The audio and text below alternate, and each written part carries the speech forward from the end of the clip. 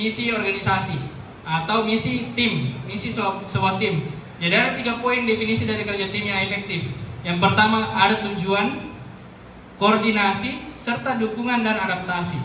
Itu yang diperlukan dalam kerja sama tim. Sama yang saya sampaikan di awal tadi, kalau tidak berani untuk mengeksplor lebih jauh di Rita, di situ-situ saja.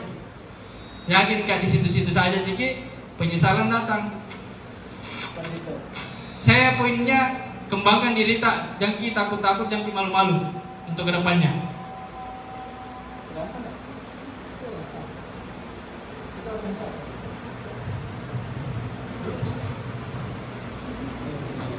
Oke, next. Nah, kenapa sih koordinasi itu penting untuk keberhasilan tim? Yang pertama, memastikan penyelarasan. Dalam artian, kan kita akan dibagi per divisi. Ketika tim itu kerja, prosesnya per divisi kah, atau per bagian, atau per kelompok, itu semua pasti akan dibagi seperti itu. Nah, ketika kita bekerja secara tim, itu semua harus dipastikan mekanismenya. Apakah jalan atau tidak, punya tujuan yang jelas atau tidak, punya tugas enggak masing-masing anggotanya atau tidak. Itu kenapa koordinasi penting. Tanpa koordinasi tidak ada ini yang bisa dipastikan. Misalnya Ilham tadi, Ilham sebagai divisi acara mau dipastikan, tapi ternyata ketuanya atau sekretaris atau bendaharanya tidak coba pastikan sebagai ketua divisi acara, tidak bisa juga jalan. Jadi perlu adanya koordinasi. Nah, yang kedua, mengoptimalkan alur kerja. Jadi ketika kita bekerja secara tim, itu perlu adanya alur. Ada alur pertama, 2, 3. Contoh hari ini ada 2 materi yang sudah teman-teman dapatkan. Itu alur. Alur pertama tadi mungkin disampaikan Kak Gilang. Alur kedua saya. Jadi ada alur setiap prosesnya untuk kerja sama tim. Makanya ketika ada koordinasi, itu bisa memaksimalkan ini. Tepat waktu jalannya, tidak lambat. Kalau istirahat, waktunya istirahat, tidak lanjut lagi. Seperti itu. Jadi perlu adanya koordinasi tim. Nah, lanjut, menjembatani perbedaan. Sampingnya Ilham siapa namanya? Samping kanannya Akil. Akil sama Ilham dari asal daerah mana? Berbeda. Ini salah satu poinnya tadi. Asal daerah saya beda, apalagi yang lain. Kan manusia itu berbeda-beda. Kalau misalnya di psikologi lebih jauhnya itu, semua sifatnya manusia itu mungkin ada yang sama tapi beda. Pun anak kembar identik itu beda sifatnya. Itu beda sifatnya. Sama dengan tim. Di tim itu kita berbeda-beda ini. Beda kepala, beda isi kepala dan lain-lain. Nah, tapi poinnya karena ada koordinasi, itu bisa dijembatani. Dalam artian bisa kita selaraskan, kita satukan. Sehingga bisa, satu visi, satu tujuan nih. Ini yang mau dicapai. Nah, jadi penting ini koordinasi diperadakan di sebuah tim. Ini tidak hanya berlaku di organisasi saja ya, di tim. Misalnya di kelasnya juga. Misalnya ini ada CS toh, championship. Nah, di CSPOR itu ada championship bentuk tim futsalnya misalnya angkatan 25. Ada tim futsalnya angkatan 25, itu tim juga. Perlu juga koordinasi. Kalau tidak koordinasi, pasti tidak pernah latihan. Nah, tidak saling kenal. Jadi pas main kacau. Nah, itu yang diperlukan. Menjembatani perbedaan. Makanya penting koordinasi itu hadir. Nah, tanpa koordinasi, potensi konflik internal, kesalahan atau usaha-usaha sia-sia meningkat secara signifikan. Jadi tanpa ada koordinasi bisa saja ada konflik internal, bisa saja ada miskomunikasi karena kita tidak ada koordinasi dari atas ke bawah, dari bawah juga ke atas. Nah, terjadi kesalahan tentu pasti di setiap miskomunikasi pasti ada kesalahan muncul. Lalu usaha yang sia-sia, kita sudah kerja berapa hari, 3 hari semisal untuk itu acara, ternyata karena tidak ada koordinasi, tidak ada komunikasi, hilang, sia-sia usaha tak. Misalnya panitia TC, dia sudah rangkai dari sebulan yang lalu, tapi misalnya ternyata pada hari H Dia tidak plan kalau misalnya hujan atau apa dan segala halnya. Bisa jadi sia-sia karena koordinasi. Harusnya dikasih plan dulu. Bagaimana kalau plannya hujan? Bagaimana plannya kalau badai? Apa yang harus dilakukan? Itu contohnya. Makanya perlu adanya koordinasi dalam setiap kerja sama tim. Nah, video lagi nih, boleh dibantu Kak Davina.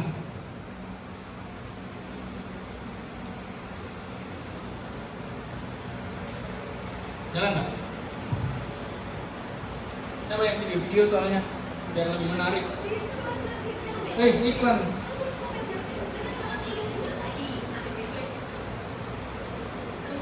Ini skip Kak. Dilihat di sini. Di sini nih. Ayo sini. Kelihatan nih.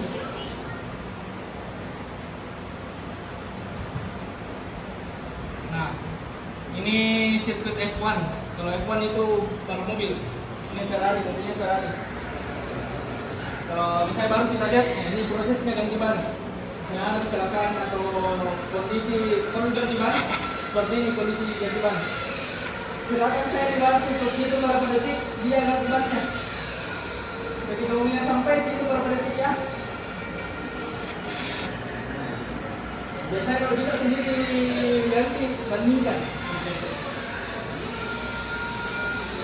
Berapa detik? Berapa? 5 detik. Wah. Oke. Dari poin ini ada tak yang bisa Daud sampaikan? 5 detik kenapa bisa? Atau ada insight lain seperti itu? Selain ilham, saya tidak mau ilham lagi deh. Ada? Sebelum saya tunjuk. Karena kalau tidak ada saya tunjuk dong. Ada? Oke, siapa namanya? Yang kacamata atau terserah? Oh ya, kita dulu aja. Regina. Regina, insight apa yang didapatkan? Kalau kita bekerja bersama-sama, kalau semua dalam tim itu bergerak, bisa mencapai tujuan kita dengan mudah dan cepat. Oke. Tepuk tangan untuk Regina. Ada lagi poin lain yang ingin disampaikan? Sambil nyari Regina deh. Kita ikutin toh. Perkenalan namanya Kak. Baik, perkenalkan saya Putri Amalia Arman, akrab disapa Alia. Jadi Kak, menurut saya dalam video tersebut itu menunjukkan kerjasama tim yang dimana dia itu menjembatani juga perbedaannya. Kan misalnya ada yang di sebelah kanan, ada yang di sebelah kiri, pasti dia kayak berbeda-beda itu yang untuk diisi bannya gitunya. Jadi mereka itu menyelaraskan dengan kemampuannya mereka juga. Nah terus dia juga memiliki tujuan yang sama ya, karena mereka mau dengan cepat ini si mobil ini dengan cepat itu diperbaiki kibannya. Seperti itu mungkin Kak. Terima kasih untuk Kak Alia. Kita Kalau panggil Kak, soalnya kelihatan kalau materi itu panggil Kak, Bu, Pak, seperti itu. Tujuan. Jadi poinnya betul yang disampaikan teman kita Regina sama Alia. Nah, poinnya adalah efektif. Efektif itu dalam artian dari segi waktu, proses cepat, tidak ada sedetik pun terlewatkan. Nah, kapan sedetik pun terlewatkan? Nah, ban kanan sudah jadi, ban kiri belum. Wah, pas jalan begini. Nah, itu yang bisa terjadi. Jadi poinnya tadi efektif kerja sama tim dapat cepat tuh 5 detik tadi ya. Kalau misalnya teman-teman hitung 5 detik. Nah, itu adalah contoh dari kerja sama tim dan koordinasi tim. Oke. Ini adalah pendorong utama kerja tim yang efektif, di mana ada beberapa faktor untuk meningkatkan motivasi, komitmen, dan kinerja keseluruhan dari proyek tim apapun. Oke, yang pertama visi bersama. Harus ada tujuan yang jelas. Tadi saya katakan ada goals yang ingin dicapai. Maka dari ini pendorong utama kerja tim itu efektif, visi bersama. Yang kedua, penyesuaian peran. Ada perannya, tugasnya masing-masing. Ketua ada, sekretaris ada, bendahara ada, divisi acara ada, konsumsi ada, publikasi ada. Beda-beda itu tugasnya. Kalau satu orang yang tangani semua, wah, mumet. Berikutnya, komunikasi terbuka. Nah, ini yang tadi selalu disampaikan. Komunikasi. Kalau ada apa-apa bilang. Jangan diam-diam. Nanti pada saat hari H, ini ada masalah nih. Jangan. Ini komunikasi terbuka. Jadi ada ide yang tertukar, kerjasama tim yang baik. Dalam artian kalau ada problem diselesaikan, problem solving. Mungkin nanti teman-teman dapat materinya problem solving setelah ini. Nah, ini komunikasi yang terbuka. Berikutnya, kepemimpinan efektif. Pemimpinnya juga yang perlu dibenahi, tidak hanya timnya. Nah, jadi ketika pemimpinnya efektif, membimbing, mendengarkan masukan, memberikan feedback konstruktif dalam artian yang membangun, itu pasti juga kerjasama timnya meningkat. Jadi ketika kita memilih pemimpin, ketika case-nya ada kita pilih pemimpin, itu lihatlah dari segi pengalamannya, dari segi apakah dia benar-benar bisa mampu untuk mengontrol timnya. Itu menjadi acuan kita untuk pemimpinnya efektif. Bagaimana kalau baru mau belajar? Sekarang kita perlihatkan bagaimana apakah kita bisa pantas menjadi pemimpin yang efektif atau tidak. Kalau sebelumnya kita tidak pernah jadi pemimpin, tunjukkan sekarang momennya. Memang kita tidak punya pengalaman sebelumnya jadi pemimpin, tapi ternyata kita selalu, misalnya momen-momennya selalu bertanya, selalu menanggapi, selalu ingin tampil. Pasti pertimbangan juga. Nah, contohnya ini ketua angkatan saya. Contohnya, dia itu tidak pernah sebelumnya jadi ketua OSIS, ketua apa lagi? Sebelumnya lah, SMA. Tapi kenapa dia bisa menjadi ketua angkatan? Karena dia hari itu sangat vokal ya untuk mengurus angkatan saya. Angkatan saya itu jumlahnya kurang lebih ada 100-an, 160-an. Nah, itu dia kontrol semua. Dia tidak vokal, dia tidak pernah memimpin sebuah organisasi sebelumnya, tapi bisa memimpin sebuah angkatan. Saya kaget di hari itu, saya tanya-tanya, saya cerita, ternyata dia tidak ada basic kepemimpinan, tapi dia berani untuk jadi ketua angkatan. Karena itu vokal. Bisa jadi pertimbangan kenapa dia dipilih di hari pemilihan ketua angkatan contohnya.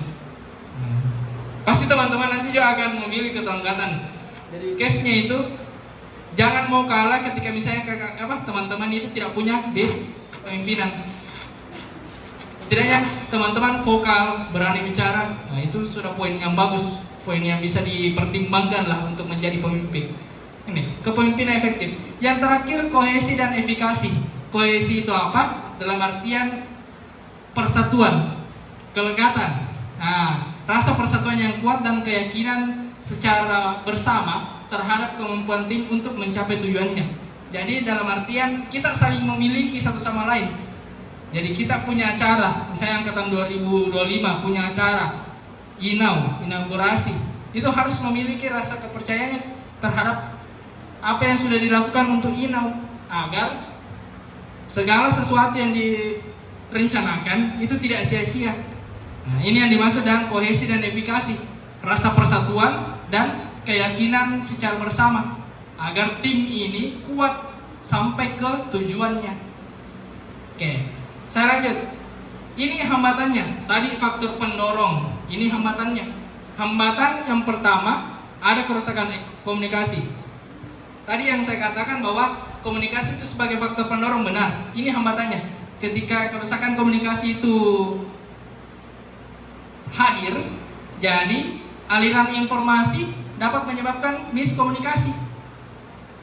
Jadi misalnya Regina jadi sekretaris, Ilham jadi ketua, tidak ada informasi, ada beberapa informasi terkait dengan administrasi kepanitiaan. Nah, Ilham tidak tahu, Ilham sudah sampaikan bilang seperti ini nanti administrasinya, ada miskomunikasi.